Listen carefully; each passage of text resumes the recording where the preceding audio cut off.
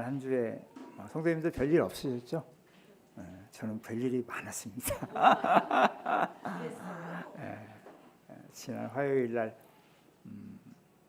밤에 새벽에 꼭 아픈 게 새벽에 아프더라고요. 어떻게 감당할 수가 없어가지고 처음에는 이제 배가 살살 아파오는 것 같더니 그냥 갑자기 막 바늘이 막 콕콕 쑤시는 것 같이럼 아프더라고요. 이게 무슨 일일까? 갑자기 왜 자다가 이런 일이 있을까? 굉장히 좀 이상했어요. 그러더니 막 조금씩 지나가니까 식은땀이 막 나기 시작하고 몸에 이제 냉기가 도는 게 막 느껴져요. 제 스스로가. 사람이 죽어가면 몸이 차가워지잖아요, 그죠? 그렇듯이 몸이 굉장히 막 차가워지고 말 그대로 몸둘 바를 모르겠더라고요. 그래서 이제 그 와중에도 옆에 이제 핸드폰이 있으니까 핸드폰을 한번 체크를 해봤어요. 배가 갑자기 아플 때 무슨 증상일까? 그래서 이제 체크를 해보니까 제일 먼저 나오는 게 요로결석, 두 번째로 나오는 게 이제 그 맹장 있죠. 맹장염이 생길 수 있다. 또 이제 요로결석뿐만 아니라 담석증 같은 그런 경우에도 이제 이런 경우가 있더라고요. 그래서 일단 제 마음 가운데는 이게 갑자기 그럼 나한테 요로결석이 왔나? 그런 생각이 들면서 너무 아픈 거예요. 근데 옆에 자매는 참 잠을 잘 자고 있더라고요. 자고 있는 자매를 깨울 수가 없고, 그래서 제가 한 2시간을 헤맸습니다. 이제 그러고 나서 도저히 못 견뎌가지고 이제 자매를 깨웠어요. 도저히 내가 아파가지고 응급실을 가야 되겠다. 그래서 이제 자매를 깨워가지고 119를 부르라고 그러는데 참 119를 타고 갈 상황은 아닌 것 같아요. 아무리 아파도요. 근데 이제 응급실에 가보니까 119를 타고 가야 되겠더라고요. 택시를 타고 가니까는 이 환자를 번외로 취급해요. 응급실에 의사는 하나밖에 없는데 환자는 막 여기저기서 다 떼굴떼굴 굴르고 다 나부터 죽겠다고 그러고 나부터 해달라고 그러고 하니까 우선순위가 119로 불려오는 사람이 우선순위더라고요. 그래서 이제 거기서도 아프고 힘들어서 참았는데 이제 자매가 자꾸 이제 가서 저기 하니까 일단은 이제 의사가 상황을 이제 간호사한테 듣고서 이제 먼저 처방하는 게 이제 진통제를 주더라고요. 그때 병원에 도착한 지 한 1시간 정도 되니까 이제 간호사가 일단은 의사가 오기 전에 진통제를 맞고 있으라고 하더라고요. 그래서 진통제를 링게루를 통해서 이제 맞았거든요. 이제 그걸 맞으니까 좀 나은 거예요. 근데 그 진통제가 굉장히 센 진통제였던 것 같아요. 그 상황이 얼마나 아프냐면 여자가 아이를 순산할 때 그 해산의 고통하고 비할 바가 된다라고 얘기를 하더라고요. 그러니까 얼마나 이 여성들이 아이들을 낳을 때 그 해산의 고통이 엄청 심하잖아요, 그죠? 그만큼 남자에게는 이 요로결석이라는 게 고통이 그만큼 심한 거더라고요. 생각보다 또 이런 것들을 걸리는 우리 남자들이 굉장히 많아요. 우리 형제님들도 이런 부분에 대해서 많이 좀 생각을 하셨으면 좋겠어요. 이제 그래서 이제 거기서 다 이제 진단을 받았습니다. 이제 종합병원 가니까 별거 시작하잖아요. 다 피 뽑고 CCTV CCTV 촬영 다 하고 CT 촬영하고 돈 되는 거 이제 막 다 하는 거예요. 환자 왔으니까. 그거 하고 나서 결과물을 주는데 요로결석입니다. 뱃속에 한 3mm 정도, 3-4mm 되는 돌덩이가 지금 박혀 있습니다. 요로 쪽에. 그렇지만 우리 대학병원에서는 수술을 할 수가 없습니다. 그러니까 개인 병원으로 가세요. 대학병원들은 거의 안 하더라고요. 종합병원들은 그런 진단만 하고. 그래서 이제 우리 성도님들 혹시라도 이런 증상이 있을 때는 개인 병원이 24시간 하는 곳이 있어요. 오히려 개인 병원으로 빨리 가는 게 낫습니다. 근데 이제 저희 동네 같은 경우는 개인 병원이 24시간 하는 병원이 없어서 어쩔 수 없이 이제 구로병원으로 왔거든요. 그래서 이제 거기서 아플 거 다 아프고 이제 진통제 맞고 좀 이제 몸이 괜찮아서 이제 해 떠가지고 동네 개인 병원으로 갔어요. 동네 개인 병원에 가니까 그 CT 촬영한 거 영상 보더니 여러 쓰기 많습니다. 하면서 이제 거기서도 의사가 이제 저를 진단하는 거예요. 혹시 지병이 있으십니까? 네, 고혈압이 있습니다. 당뇨가 있습니다. 그러니까 참 있을 거 다 있으시네요. 그러더라고요. 그러면서 혹시 아스피린 드십니까? 그래서 네, 아스피린 먹고 있습니다. 그러면 지금 당장 시술을 하긴 힘듭니다. 내부에서 그 충격으로 인해서 피가 많이 나올 수가 있기 때문에 지혈관계로 인해서 아스피린을 한 4일 정도 끊고 토요일 정도 하는 걸로 합시다. 종합병원에서 받으신 약이 있으시죠? 그거 먹으시면서 집에서 지내시고 토요일 날 뵙도록 하겠습니다. 그래서 이제 뭐 상태가 이상이 없으니까 이제 모든 거 정리하고 이제 집에서 그날은 쉬고 그 다음 날 출근했어요. 그 다음 날 출근해서 이제 일과를 다 마치고 또 수요일 날 저녁에도 아무 일 없었던 듯 집회에 나왔습니다. 집회에 나와서 모든 집회를 다 끝내고 났는데 이제 목요일 날 수요일 날 저녁에 또 새벽에 사단이 난 거예요.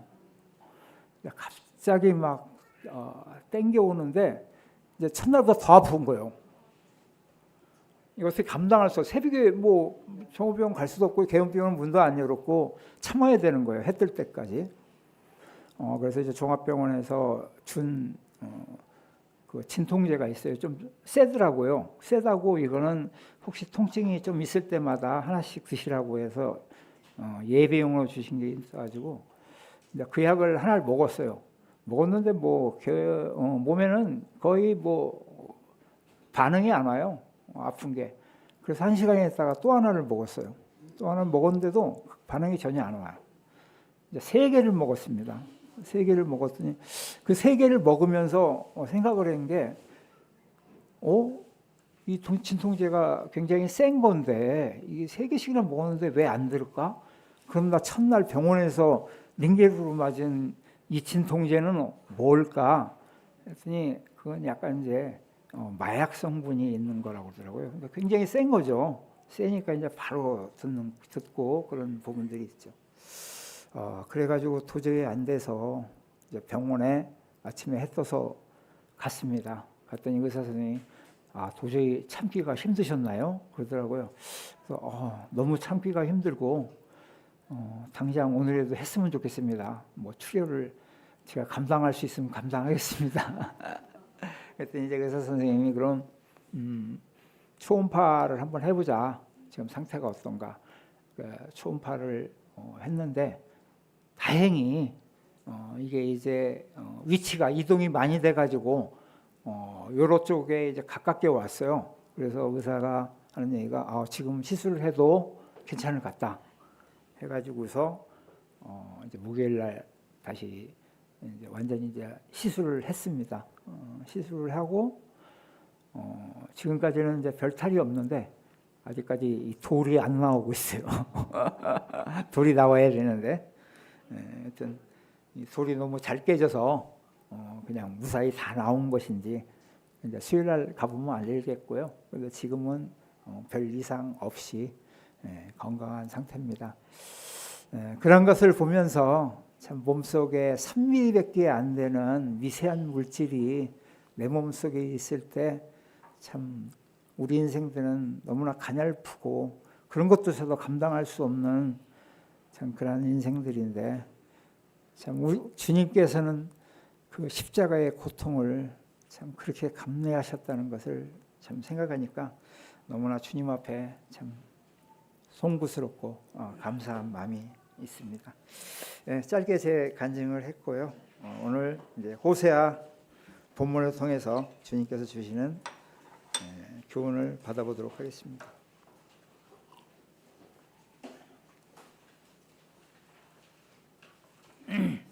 오늘 호세아 10장입니다.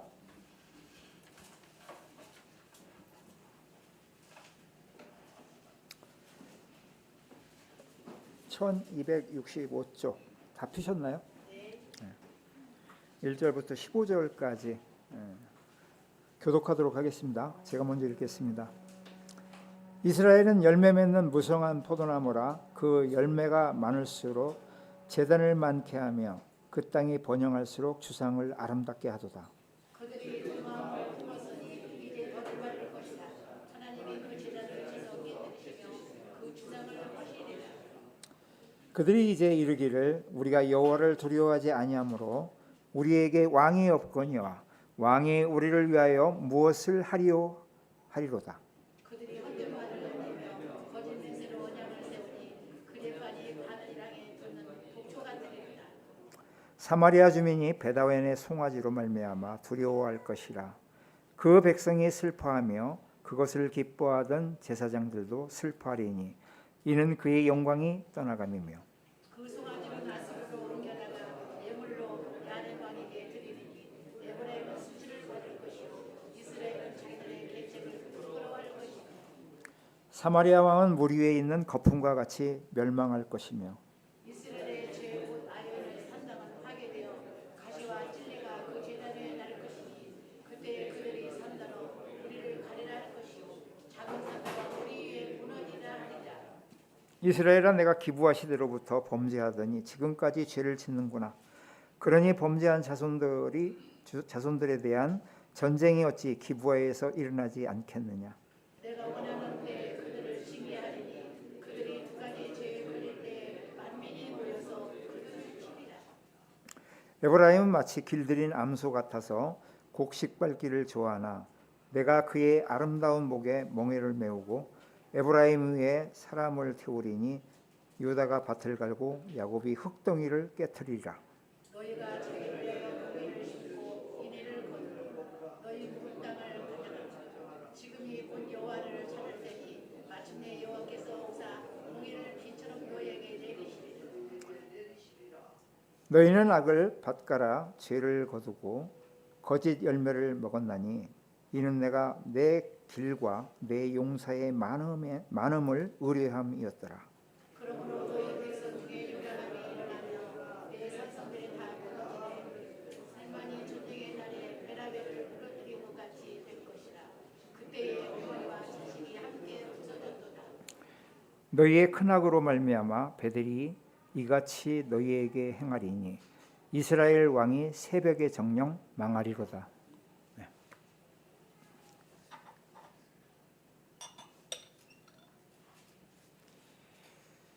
지난 시간에는 저희가 9장을 통해서 하나님께서 이스라엘 백성을 광야에서 처음 만났을 때 참 너희들을 포도나무와 같이 여겼던 것을 기억하면서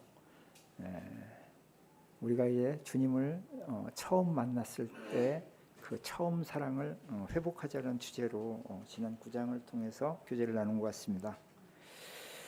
오늘 10장은요 12절 본문 12절에 나와 있듯이 너희가 자기를 위하여 공의를 심고 인애를 거두라. 너희 묵은 땅을 기경하라. 지금이 곧 여호와를 찾을 때니 마침내 여호와께서 오사 공의를 비침이 비처럼 너희에게 내리시리라. 오늘은 주제를 너희의 묵은 땅을 기경하라라는 주제를 갖고 본문을 통해서 주님께서 주시는 교훈을 받기를 원합니다. 10장 본문은 호세아 선지자가 이스라엘 그 여로보암 2세죠. 여로보암 2세로부터 이스라엘이 망하게 되는 호세아 왕까지 이 호세아 선지자가 지속적으로 북이스라엘에서 하나님의 말씀을 선포했던 그런 기간이었습니다. 그 중에서 이 10장은 여로보암 시대 말기에 선포한 내용입니다. 10장 1절을 보면요, 이스라엘은 열매 맺는 무성한 포도나무라라고 얘기를 하고 있죠.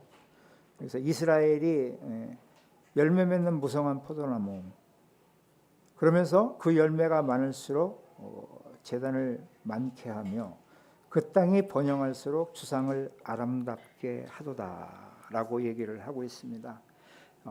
이스라엘의 역사 가운데, 이 북이스라엘이죠. 북이스라엘의 역사 가운데 가장 번영하고 전성기였던 시기가 바로 이 여로보암 2세 때였던 것 같아요. 그리고 또 이스라엘 19명의 왕 중에서도 또 이 여로보암이 가장 오랜 시간 동안 통치했던 그런 기간이에요. 약 한 41년이니까 굉장히 오랜 시간을 통치했죠. 이 40여 년 동안 이스라엘의 솔로몬 왕이 누렸던 그런 전성기의 전체 영토를 다 회복했던 그런 시기였다고 합니다. 그만큼 국가가 번영하고 풍요로운 그런 상황이었죠. 그런데 그 이스라엘이 이렇게 풍요롭고 번영한 때일 때 어떠했다고 그랬어요?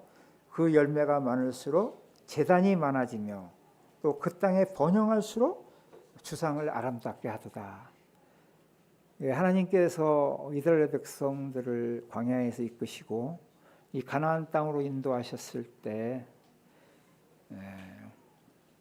하신 이야기가 있어요. 그게 이제 신명기 16장에 보면 나오는데요. 잠깐 제가 읽겠습니다.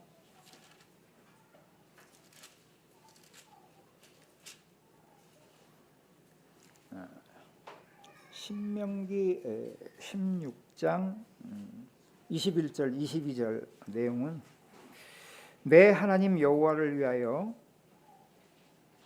쌓은 제단 곁에 어떤 나무로든지 아세라상을 세우지 말며 자기를 위하여 주상을 세우지 말라. 내 하나님 여호와께서 미워하시니라. 신명기 16장 21절 22절에 내 하나님의 제단 곁에 어떠한 우상이나 주상들을 세우지 말라라고 하나님께서 말씀하시며 그런 것을 세웠을 때 내가 너희들을 미워하리라 말씀을 하셨습니다. 신명기는 이스라엘 백성이 광야에서 하나님과 함께 뒹굴며 동고동락하던 그런 시기였죠. 그 시기에 하나님께서 레위기를 통해서 성막을 주셨고 또 모세를 통해서 십계명을 주셨습니다. 그러면서 신명기는 이제 마지막 이스라엘 백성이 가나안 땅에 정착했을 때 너희들이 하나님의 백성으로서 어떠한 삶을 살아야 할 것인가 라는 그러한 삶의 지침서로 주셨습니다. 이미 하나님께서는 너희들이 이 가나안 땅에 정착했을 때는 그 속에서 나를 사랑하며 나를 향한 그런 기쁨보다는 그 속에 갇혀있는 어떤 우상들을 이미 섬길 것이라는 것을 이미 하나님께서는 알고 계셨어요. 그렇기 때문에 벌써 신명기에서 이렇게 말씀을 하시고 있는 것을 보게 됩니다. 아니나 다를까 이스라엘 백성은 자신들이 참 하나님의 백성이면서도 하나님을 이미 이제 잊혀졌고 이곳에 있는 투속적인 신앙인 이 우상들 바알 신앙을 섬기며 살아왔던 것을 보게 되죠. 이 바알이라는 것은 황소를 의미하고 금송아지를 의미한다고 얘기를 했습니다. 이 시작 자체가 여로보암 1세 이스라엘이 처음 시작하면서 어떠했습니까?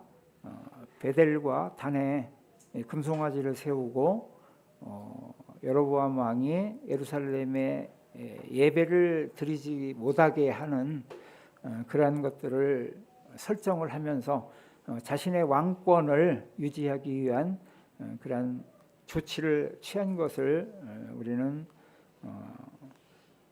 열왕기상들을 통해서 알고 있습니다.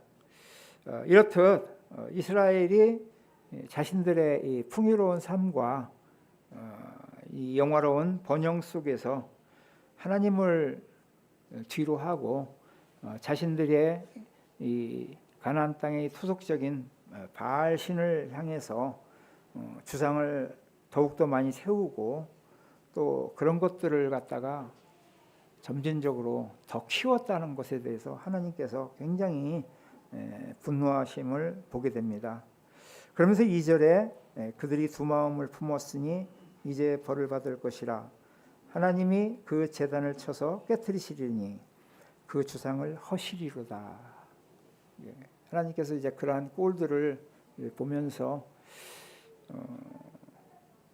하신 말씀이 참 너희 이스라엘 백성은 참 두 마음을 품었다라고 이야기를 하고 있습니다. 겉으로는 하나님을 섬긴다고 하지만 그것은 형식적인 것이었고 전적인 이 우상 숭배 안에서 살아가는 이스라엘 백성들인 것을 보게 됩니다. 그래서 하나님께서는 내가 비리 너희들이 이렇게 기쁨으로 섬기는 주상을 깨트려 버리겠다라고 말씀을 하고 있습니다. 제단과 주상을. 그러면서 3절에 그들이 이제 이르기를 우리가 여호와를 두려워하지 아니하므로 우리에게 왕이 없거니와 왕이 우리를 위하여 무엇을 하리요. 3절에 보면 극기야 어떻습니까? 여호와 하나님을 두려워하는 마음이 이제 전혀 없어졌어요. 이스라엘 백성이 자기가 어떠한 백성이라는 자체를 라는 그런 근본적인 것 자체를 완전히 잊어버리고 무너져 버리는 그런 상황이 있는 것을 보게 됩니다. 여기에서 제가 갑자기 생각나는 게 뭐였냐면요. 저희 이제 부부가 결혼 생활을 하면서 하나님을 이제 섬기면서 참 마음 가운데 서로 기도했던 것이 바로 이제 잠언 30반에는 아굴의 기도를 늘상 이제 기도를 했어요. 아굴의 기도 잠언 30장 잠깐 보겠습니다. 잠언 30장 8절 9절에 보면 곧 헛된 것과 거짓말을 내게서 멀리하옵소서. 나를 가난하게도 마옵시고 부하게도 마옵시며 오직 필요한 양식을 나에게 먹이시옵소서. 혹 내가 배불러서 하나님을 모른다 여호와가 누구냐 할까 하오며 혹 내가 가난하여 도둑질하고 내 하나님이 이름이 욕되게 될까 두려워하나이다. 아굴은 하나님 앞에서 이런 기도를 했습니다. 나를 가난하게도 하지 마옵시고 부하게도 하지 말라. 부하면은 어떻다고요? 그렇죠. 부하면 하나님을 모른다. 가난하게 되면은 가난해서 도둑질함으로 하나님의 영광을 해칠까 두렵습니다. 라고 아굴은 기도했던 것을 보게 됩니다. 그래서 저희 가정 또한 동일하게 이런 모토 아래서 저희들을 지금까지 인도해 주심을 생각할 때 감사를 드립니다. 그러나 때로는 이제 역대상 이제 야베스의 기도처럼 저에게 지경을 넓혀주시고 복의 복을 더해달라는 뭐 그런 기도도 뭐 한 적도 있긴 있습니다. 그러나 이제 하나님께서는 이렇게 이스라엘 백성들에게 번영과 축복의 시간들을 주셨음에도 불구하고 이 아굴의 기도처럼 이 이스라엘 백성들은 하나님을 두려워하는 마음이 이제 마음 가운데 완전히 사라진 것을 보게 됩니다. 그래서 이제 하나님은 온데간데 없고 바알의 우상 숭배에 여념이 없이 살아가는 그러한 이스라엘 백성들인 것을 보게 됩니다. 그러면 이제 4절에 보면은 그들이 헛된 말을 하며 거짓 맹세로 언약을 세우니 그 재판이 바디랑에 돋는 독초와 같으리다. 이스라엘 백성들은 하나님을 경외함이 떠난 것은 둘째치고 그 땅에 뭐가 있냐면요, 인간 사회에 있어야 될 기본적인 신뢰마저도 다 무너져 버렸다고 이야기를 하고 있습니다. 그들에게 헛된 말을 내며 거짓 맹세로 언약을 세우니 그 재판이 바디랑에 나는 독초와 같으리라. 그것은 뭐냐면은 각자 사람들이 이 거짓말을 밥 먹듯이 한다고요. 밥 먹듯이. 거짓말을 밥 먹듯이 하고 또 지키지도 않을 이 언약들을 서로 맹세하면서 그러한 것들을 서로 속고속이면서 뭐라고요? 마치 바디랑에 자는 독초와 같다. 재판장에 이끌어서 네가 잘했니 내가 잘했니 하면서 매일 싸우고 자기의 이익을 위해서 범치 못할 그러한 일들을 서슴없이 행하고 있는 것을 보게 됩니다. 아모스 선지자는 6장 12절에 이런 말씀을 했습니다. 너희는 정의를 쓸개로 바꾸며 공의의 열매를 쓴쑥으로 바꾸었도다. 뭐예요? 이스라엘 백성이 참 하나님의 백성으로 탄생을 했지만은 그 공의라는 것은 온데간데 없이 찾아볼 수가 없고 뭐라고 그랬어요?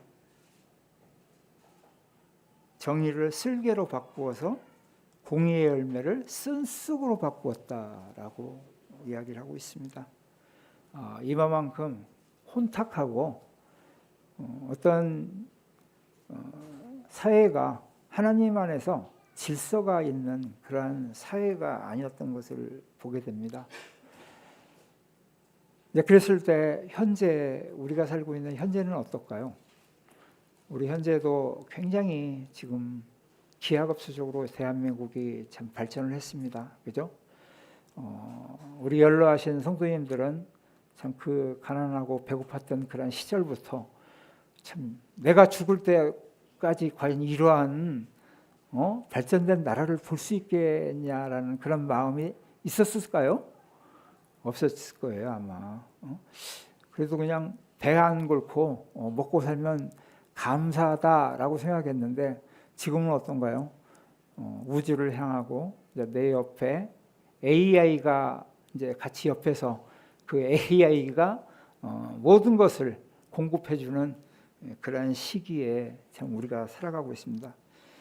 이만큼 발전한 그러한 시기에 참 살아가면서 또 우리의 신앙들은 어떤가요? 참 우리가 배고프고 힘들었을 때는 우리의 신앙은 어땠나요? 주님의 사랑을 배우며 그 사랑을 서로 나누며 그런 것들을 서로 감내하며 참 살아가는 기쁨으로 살아갔죠. 그렇지만 지금 와서는 어떤가요? 우리 아직도 그런 사랑 갖고 있어 하는 그런 마음은 있지만 어딘지 모르게 주님을 경외하기보다는 세상의 안락함에 빠져있는 그러한 현실을 사실 우리가 녹록하게 봅니다. 그래서 우리가 이제 매스컴을 통해서 어떠한 뉴스거리가 나와도 과연 이 뉴스가 진짜인가 가짜인가 라고 하는 그런 것들 분별할 수 있는 그런 능력도 희미해지는 참 그런 시기에 살고 있는 것을 보게 됩니다. 그럼에도 불구하고 우리의 삶 속에서는 또 너무나 또 힘든 역경들이 많이 있는 것을 보게 돼요. 이랬듯 이스라엘이 이 당시 지금으로부터 약 2800년 전에 이미 호세아 선지자를 통해서 이스라엘 문명이 그랬다는 것을 보게 돼요. 그렇게 번영했던 그러한 때에 이스라엘 백성들이 자신의 하나님을 잊고 우상 숭배에 만연하고 또 각기 참 백성들 하나님의 백성들이 각기 서로를 싸매며 이 사랑으로서 살아가기보다는 서로가 서로를 밟고 이웃으려는 그러한 참혹한 그런 광경인 것을 보게 됩니다. 그러면서 이제 5절에 사마리아 주민이 베다웬의 송아지로 말미암아 두려워할 것이라.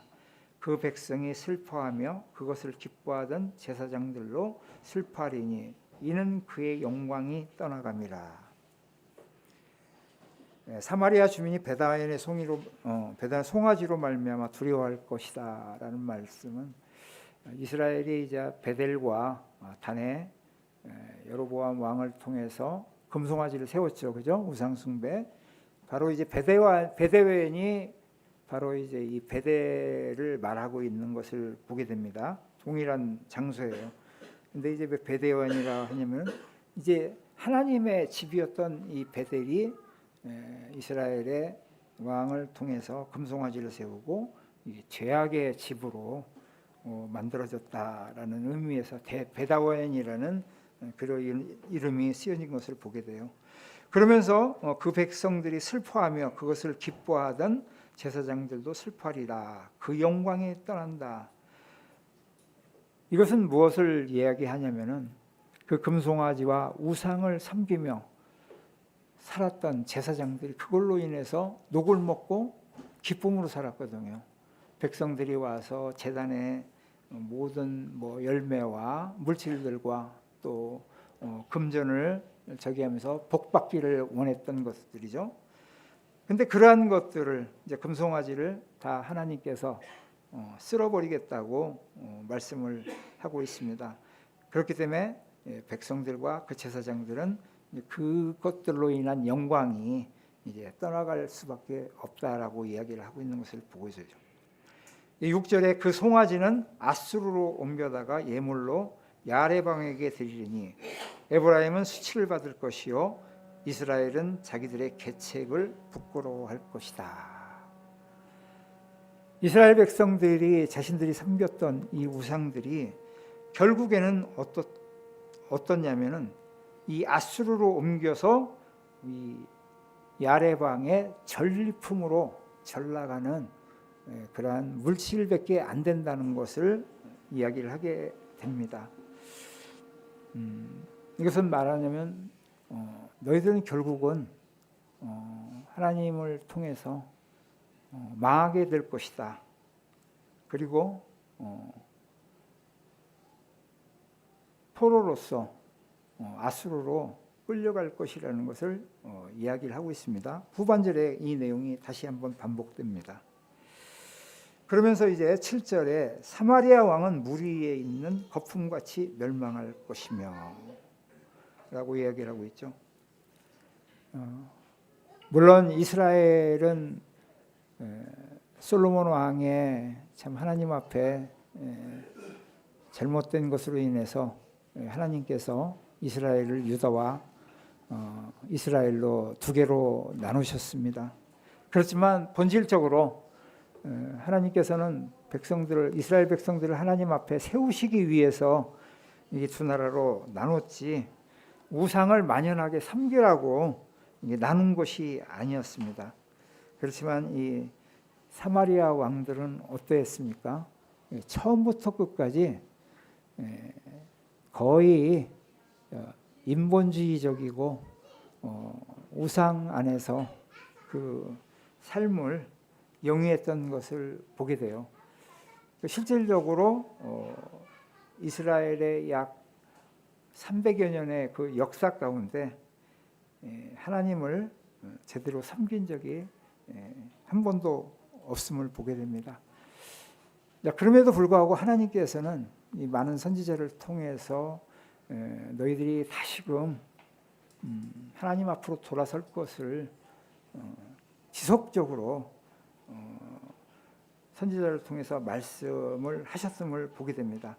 그럼에도 불구하고 이들은 자신들의 이 왕권이 북위와 영화가 참 끝까지 존속될 것이라 생각했던 것인지는 몰라도 지속적으로 자신의 생각대로 살아갔던 것을 보게 됩니다. 그래서 너희들은 너희의 왕권은 무리의 거품과 같이 어느 한순간에 없어질 것이다 라고 이야기를 하고 있습니다. 그러면서 8절에 이스라엘의 죄 곧 아웬의 산당은 파괴되어 가시와 찔레가 그 제단 위에 날 것이며 그때 그날이 산더러 우리를 가라라 할 것이요 작은 성더러 우리에게 무너지리라 하리라. 8절에 너희의 왕권은 하루아침에 거품과 같이 물거품과 같이 될 것이다 라고 이야기를 하면서 너희가 섬기는 아윈의 산당, 이 베델의 산당은 파괴된다고 이야기를 합니다. 철저하게 파괴가 되어 그곳은 어떻다고요? 이제 무성하게 가시와 찔레가 그 제단 위에 날 것이다. 그렇잖아요. 사람이 거치지 않고 그런 것들을 아무렇지도 않고 그냥 방치해 놨을 때 어떤가요? 우리 이재구 형제님과 이병화 자매님이 이제 횡성에서 농사일을 돌보시는데 참 하루의 일과가 굉장히 바쁘실 거예요 아마. 그 하루의 일과가 왜 바쁠까요? 그냥 농부가 그냥 씨 뿌리고 그냥 가을에 걷어들이면은 되잖아요. 그죠? 씨를 뿌렸으니까. 그렇지만 그렇지가 않습니다. 씨를 뿌리고 그걸 추수할 때까지의 그 수고와 노력은 가히 참 생각할 수 없는 만큼 참 큰 노동이 있을 거예요. 매일과 같이 아침에 만약에 비가 없으면 물도 줘야 되죠. 또 주변에 잡초들 날마다 뽑아야 되는 게 일이죠. 아까 이게 독초가 무성하다고 얘기했잖아요. 그렇듯 농작물에 이 잡초를 안 뽑아주면은 그 농작물이 제대로 자랄 수가 없어요. 왜요? 잡초가 다 먹어버리거든요. 그러면 이 농작물은 사실 온데간데 없어집니다. 우리 성도님들 뭐 농사를 접으신 분들은 이해를 하시겠지만 농사를 안 접으신 분들은 제가 이렇게 얘기해도 이해를 못할 겁니다. 제가 이제 전에 이제 아이들을 위해서 이제 주말 농장을 한번 한 적이 있어요. 주말 농장을 이제 광명시에서 했는데, 네, 처음에 이제 씨 뿌리고 그래서 처음에 이제 상추를 잘 먹었습니다. 이거 뭐 씨만 뿌리면 잘 되네. 상추는 잘 뜯어 먹었어요. 이제 상추 시기가 지나니까 어때요? 이제 그곳에 이제 밭을 갈고 밭 가는데 힘들더라고요. 3평밖에 안 되는데 밭 갈고 고랑을 내서 이제 거기다가 배추 씨를 아주 잘 심었습니다. 배추 씨를 심고 나서 3평이라도 우리 교회 식구들이 올 겨울에는 김장을 이걸로 해도 충분하겠다. 그런 생각을 했습니다. 그러면서 이제 배추를 기쁨으로 심었어요. 그 기쁨을 심고 어땠을까요? 이게 주말마다 가서 풀을 저기 해주고 잡초 제거해주고 또 농약도 주고 그래야 되거든요. 근데 제가 이제 시간이 없으니까 그걸 놓친 거예요. 뭐 한 달에 한 번 정도나 할까? 그러니까는 어떻겠어요? 농장 주인이 전화가 왔어요. 선생님, 내년부터는 그곳에서 주물농장 하지 마십시오. 주변에 계속 민원이 나오고 선생님으로부터 주변에 굉장히 어려움을 겪는다고 이야기가 나왔습니다. 그래서 민원이 나왔다고 전화가 온 거예요. 그건 뭔가요? 제가 이제 매주 가서 그 농작물을 잡초를 제거해주고 저기를 해줘야 되는데 그걸 못하니까 내 농작물만 피해가 아니라 옆에 있는 농작물도 피해를 주는 거예요. 그러니까 이제 주변에서 민원이 제기가 된 거죠. 그래서 이제 그해 이제 주말 농사를 하면서 농사를 아무나 짓는 것이 아니라는 것을 다시금 느꼈고 이렇듯 하나님께서도 참 이스라엘 백성들을 갖다가 자신의 그 무성한 포도나무처럼 번영시키고 사랑으로서 참 물을 먹이며 키웠는데 이스라엘 백성은 정작 그걸 키워준 자신의 하나님은 온데간데 없고 우상이 자신들의 번영을 위해서 했다는 것을 하나님께서는 너무나 경노하시고 힘들어하는 것을 보게 됩니다. 그래서 이들에게 이제 이스라엘에게 너희들의 죄 곧 아윈의 산당을 파괴하여 가시와 찔레가 되고 그 제단 위에 날 것이며 그때 그들이 산도로 우리를 가라할 것이요 작은 손도로 우리에게 무너지리라 하리라. 너희들의 우상 숭배로 인해서 너희 터전은 완전히 산산이 부서지고 파괴가 될 것이다 라고 이야기를 하고 있습니다. 사실 이러한 것들이 우리가 이게 말씀을 통해서 이렇게 보면은 사실 피부에 와닿지가 않아요.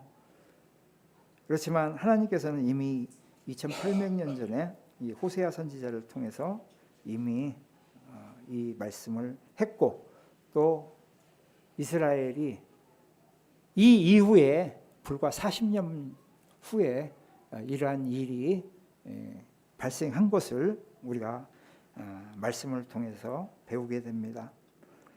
이 말씀은요 예수님께서도 말씀을 하셨어요.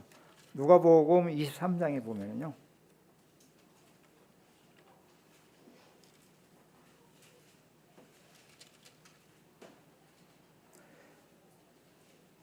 누가복음의 23장 26절에 보면 주님께서 십자가에 못 박히시는 그런 장면이 나올 때 26절에 그들이 예수를 끌고 갈 때 시몬이라는 구레네 사람이 시골에 오는 것을 붙들어 그에게 십자가를 지어 예수를 따르게 하더라. 또 백성과 및 그를 위하여 가슴을 치며 슬피 우는 여자의 큰 무리를 따라 오는지라.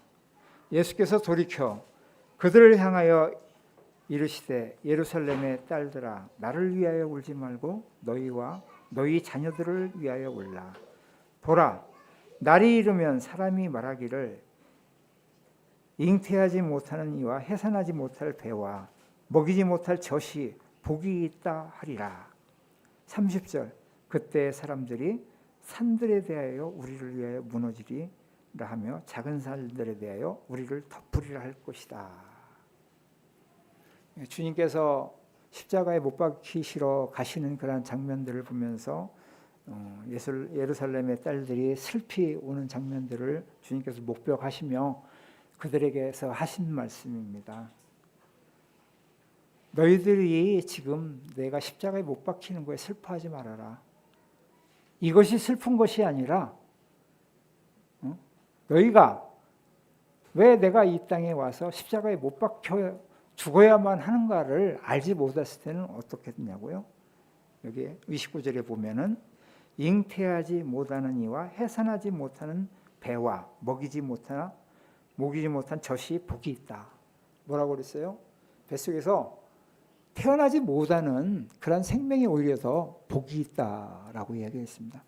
그만큼 너희들에게는 커다란 환난과 그 시련이 너희들 앞에 봉착해 있다는 것을 알라고 얘기를 합니다.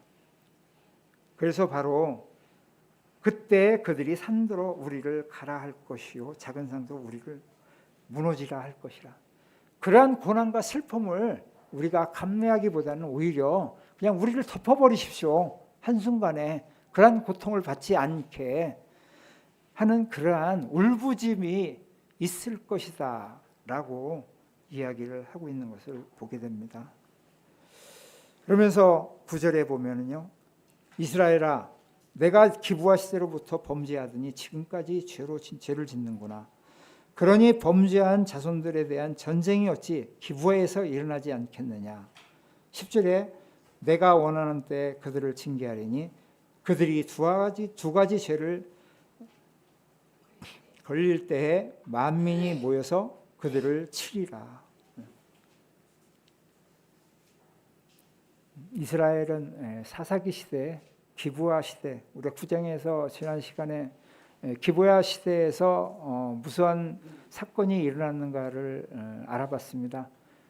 레위의 첩을 통해서 베냐민의 불량한 백성들이 그 첩을 희롱함으로 그 첩이 새벽에 죽은 모습을 레위가 보고서 어떠했나요? 하나님 앞에 그것을 슬퍼하며 울부짖기보다는 그 잔인하게 그 첩을 12조각을 내서 각 지파에서 보내서 그러한 상황들을 이야기시켰던 것을 보게 됩니다.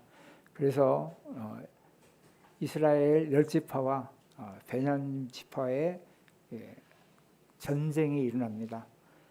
그 속에서 이제 베냐민이 거의 멸족에 당하는 그런 위기까지 처하는 그런 상황을 우리가 사사기 19장과 20장을 읽어보면 나와 있습니다.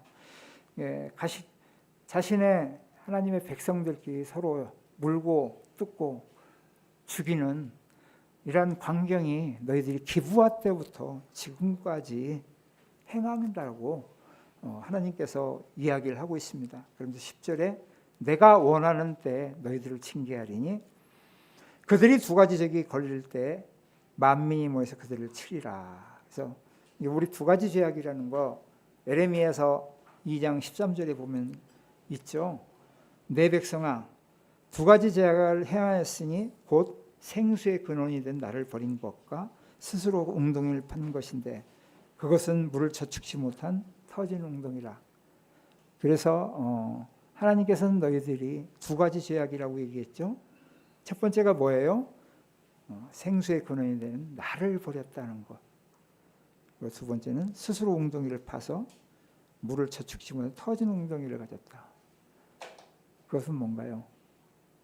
한 줌 하나님이 쳐버리면 없어질 이 제단의 우상들 이런 것들을 섬기며 살아가는 이런 이스라엘 백성들을 통해서 하나님께서는 내가 원하는 때 그들을 징계하리라. 만민들이 모여서 그들을 치리라. 실질적으로 이스라엘은 아수르를 통해서 망하게 됐습니다. 유다는 또 바벨론을 통해서 망하게 되죠. 바로 만민이 모여서 그들을 치리라 라고 얘기를 하고 계시는 것을 보게 됩니다. 11절에 보면 에브라임은 마치 길들인 암소 같아서 곡식받기를 좋아하나 내가 그의 아름다운 목에 멍에를 메우고 에브라임 위에 사람을 태우리니 유다가 밭을 갈고 야곱이 흙덩이를 깨트리리라. 11절에 참 굉장히 엄한 말씀이 써 있습니다. 하나님께서는 이스라엘 백성을 암소로 비유를 했어요. 그러시면서 그 암소가 어떻다고요? 곡식 밟기를 좋아한다고 얘기하겠습니다.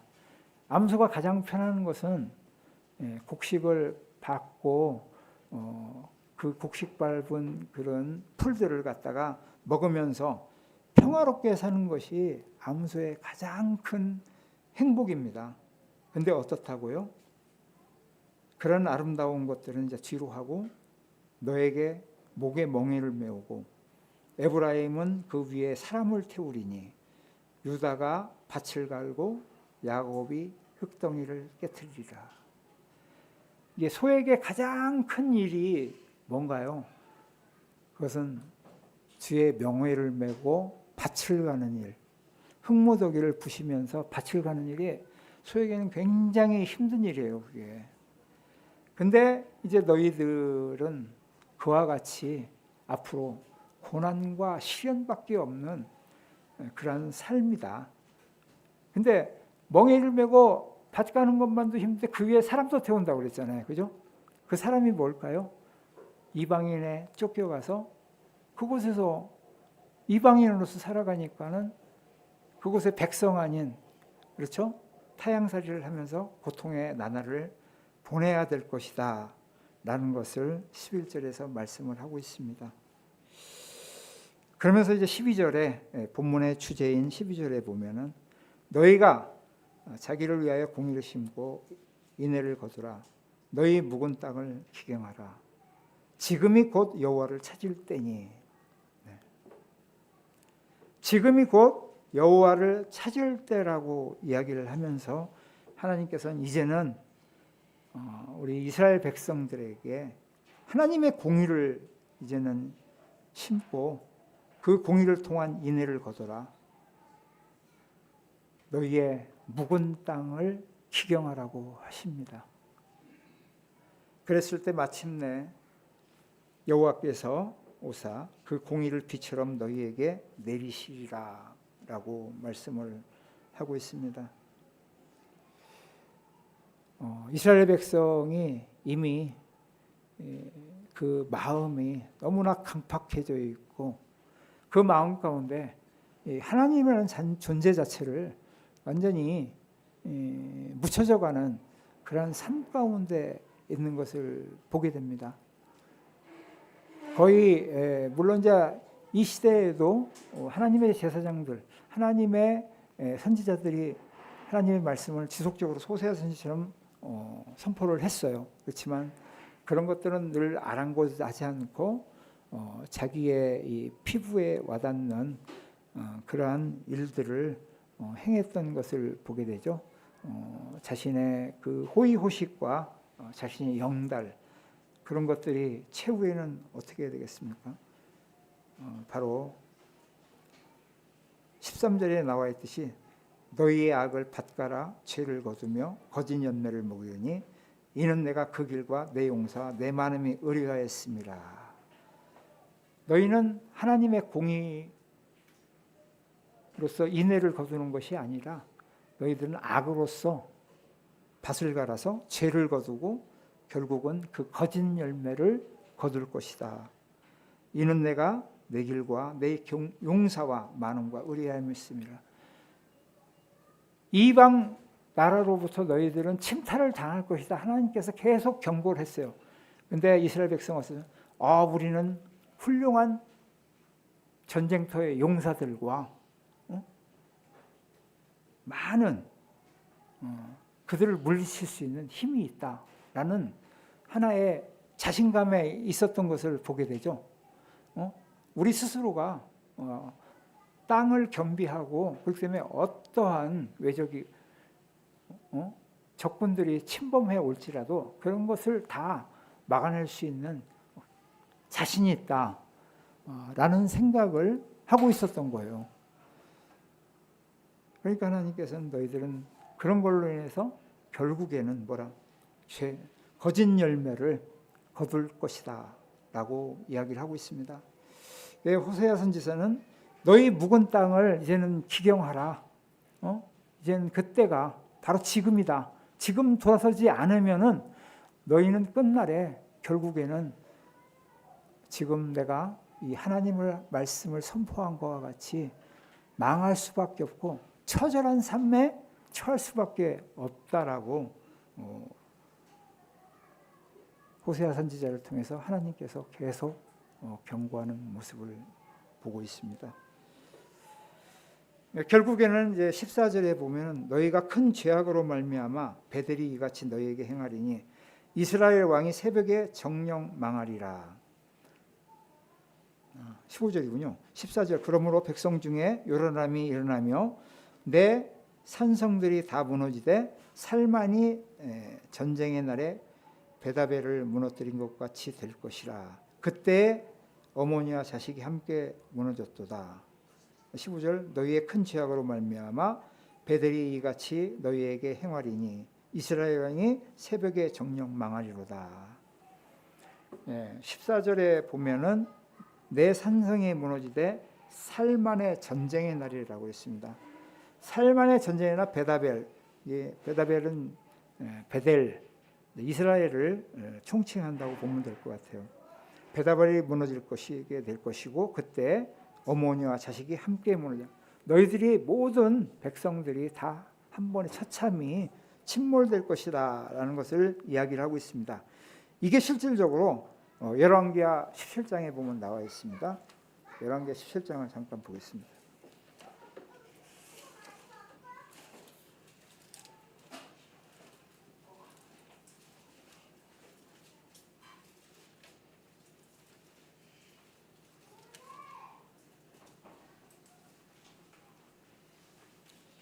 열왕기하 17장 1절부터 읽겠습니다. 유다의 왕 아하스 제12년에 엘라의 아들 호세아가 사마리아에서 이스라엘 왕이 되어 9년간 다스리며 여호와께서 보시기에 악을 행하였으나 다만 그 전에 이스라엘 여러 왕들과 같이 하지는 아니하였더라. 아스로 왕이 살만에셀이 올라오니 호세아가 그에게 종이 되어 조공을 들이되 그가 애굽의 왕 소에게 사자를 보내어 해마다 하던 대로 아스로 왕에게 조공을 드리지 아니하매 아스로 왕이 호세아가 배반함을 보고 그를 옥에 감금하여 두고 아스로 왕이 올라와 그 온 땅에 두루다니며 사마리아로 올라와 그곳을 3년간 에워쌌더라. 호세아 9년에 아스로 왕이 사마리아를 점령하고 이스라엘 사람을 사로잡아 아수로 끌어가고 고센 강가에 있는 할라와 하볼 메대 사람의 여러 고을로에 두었더라. 네, 호세아 왕이 이스라엘 여러 왕처럼 우상 숭배를 적극적으로 하지는 않았던 것 같아요.